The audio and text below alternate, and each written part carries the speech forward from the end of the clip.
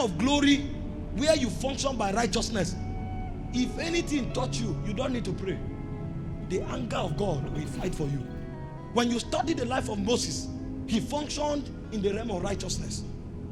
When Aaron and Miriam touched Moses, before Moses spoke, the Bible said the glory of God descended and he struck Miriam with leprosy.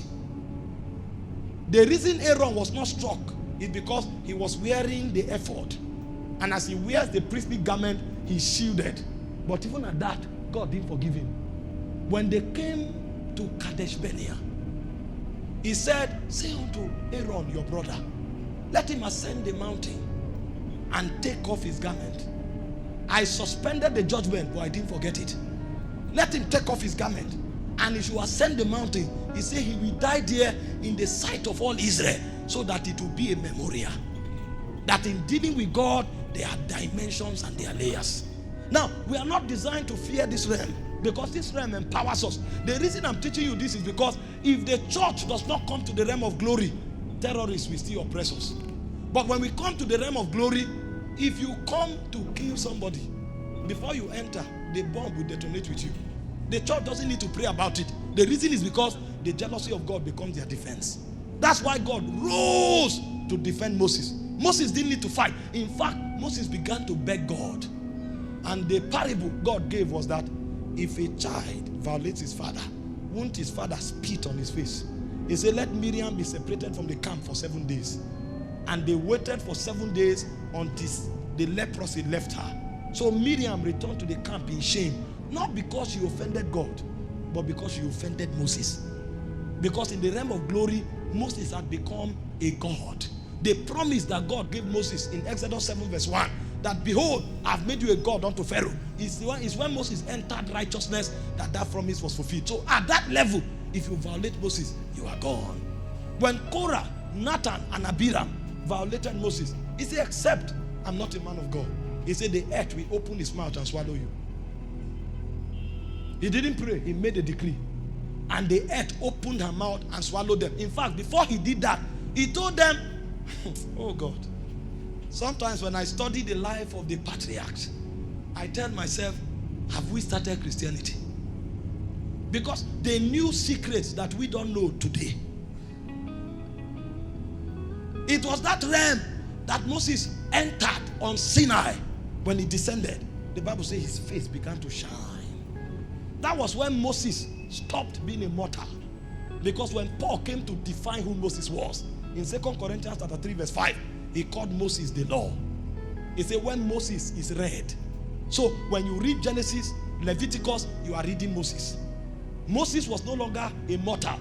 And in the realm of glory, he couldn't die. At 120, he said his sight was not dim, neither was his strength abated.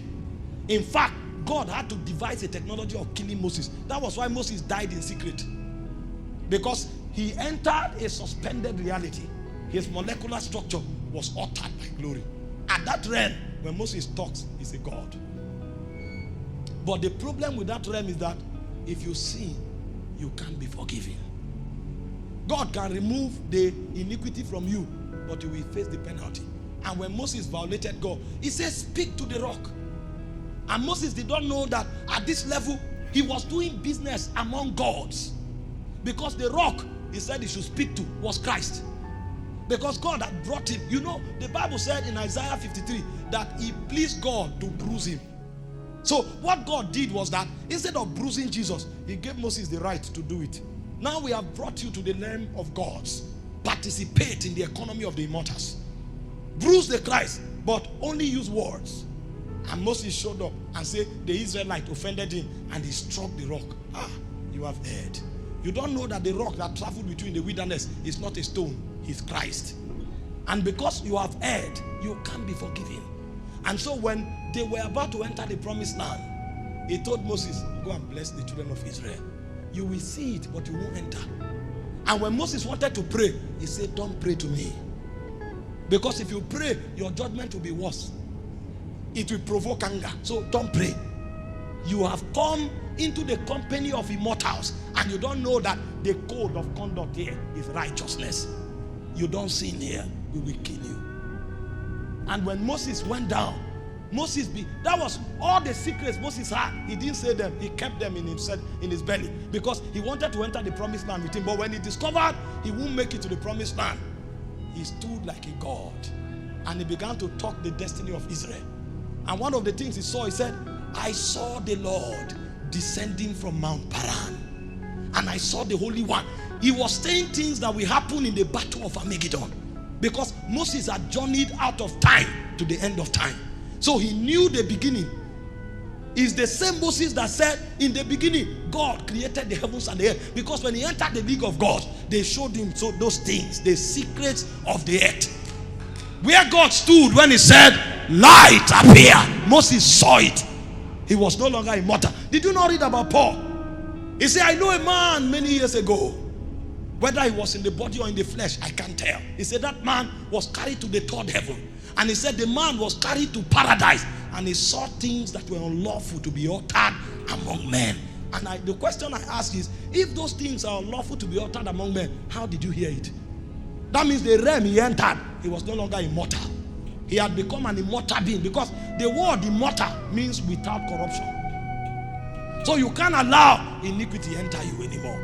And so when God judged Moses, he came and spoke to Israel. It was Moses that wrote the foundation of that civilization. He taught them secrets. He knew so much about God.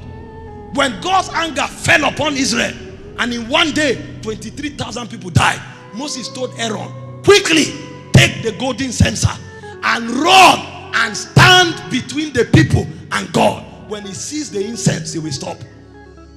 He knew what to do to restrain God.